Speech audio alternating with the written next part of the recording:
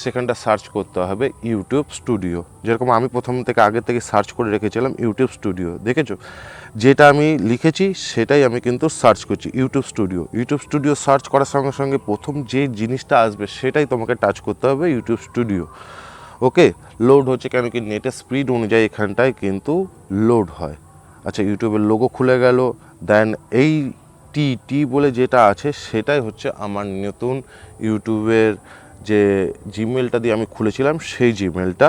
ওকে, তাই এবার আমার ইউটিউব স্টুডিওটাকে খুলছে, একটুখানি সময় লাগে। দেখবে যখনই তুমি এরকমভাবে সার্চ করবে তখনই দেখবে চলে আসবে টু আই সাহা।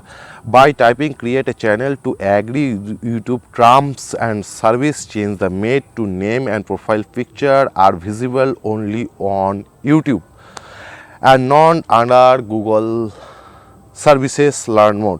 ঠিক আছে, আমার অত ইয়েতে যাওয়ার দরকার নেই, ক্রিয়েট এ চ্যানেল ডাইরেক্ট আমি ক্লিক করে দেবো।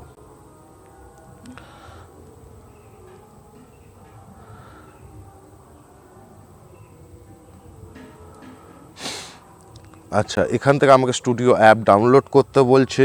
ওকে, প্লে স্টোর থেকে আমি এটাকে ডাউনলোড করে নেবো।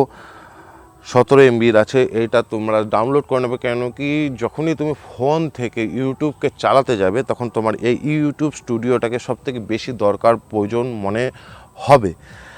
এবার এইটা ডাউনলোড হচ্ছে, আমি ততক্ষণ একটা ভালো করে বুঝিয়ে দিচ্ছি। প্রথমে জিমেল অ্যাকাউন্টটা ক্রিয়েট করার পর সেই জিমেল অ্যাকাউন্টটা কিন্তু ফোনে অ্যাক্টিভেট থাকা চাই, মানে ওই জিমেল অ্যাকাউন্টটা যেন জিমেল দিয়ে ফোনের ইমেল অ্যাড্রেসের সাথে ফোনের মধ্যে ইমেল অ্যাড্রেসটা কিন্তু যেন অ্যাক্টিভ থাকে। এইখান থেকে যখনই আমার ইউটিউব স্টুডিওটাকে অন হয়ে গেল, ইউটিউব স্টুডিওটা যখন অন হয়ে গেল, এবার অ্যাকাউন্টটা আমাকে দেখাতে হবে যে কোন অ্যাকাউন্টটা আমি ইউজ করতে পারি। কেন কি আমার 3-4টে জিমেল অ্যাকাউন্ট আছে, যার জন্য আমাকে এই জিনিসটা ফলো করতে হয়। টু আই সাহা নোট সাবস্ক্রাইবার।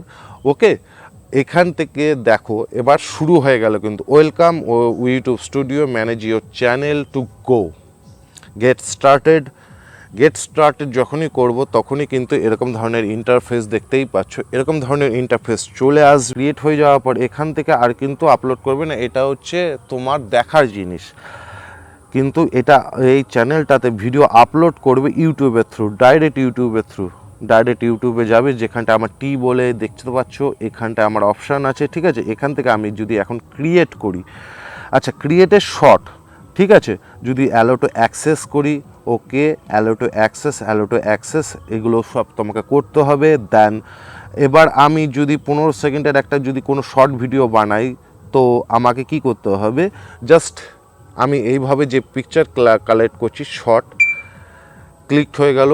এই যেভাবে আমি পিকচারটা ক্লিক করে আমি শর্ট ভিডিও বানাচ্ছি, তুমি সামনে ডিএসএলআর দেখতে পাচ্ছ, যেখানটা যে কারণের জন্য এইটা ভিডিওটা করছি। দেন ওকে, স্টপ করে দিলাম। আমার শর্ট ভিডিও রেডি হয়ে গেল।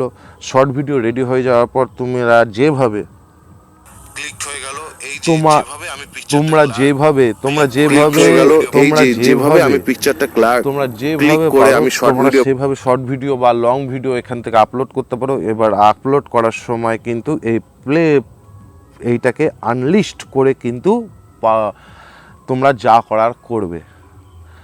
এখানটা হেডলাইন ইয়ে করা, লোকেশন, নিজের লোকেশন, অডিয়েন্সে তুমি এখানটায় নট ফর মেড কিডস, বাচ্চাদের জন্য যদি ভিডিও বানাও তাহলে ভালো, না হলে না। ওকে, আচ্ছা, এখান থেকে সব কিছু করার পর এখান থেকে এবার এই যে ভিডিওটা এখানটা তৈরি হয়ে গেল, যেটা 10 সেকেন্ডে, এখানটা নিজের হেডলাইন সিলেক্ট করবে। তোমরা যে ধরনের ভিডিও বানাও সেই অনুযায়ী তোমার হেডলাইন সিলেক্ট করবে। ঠিক আছে,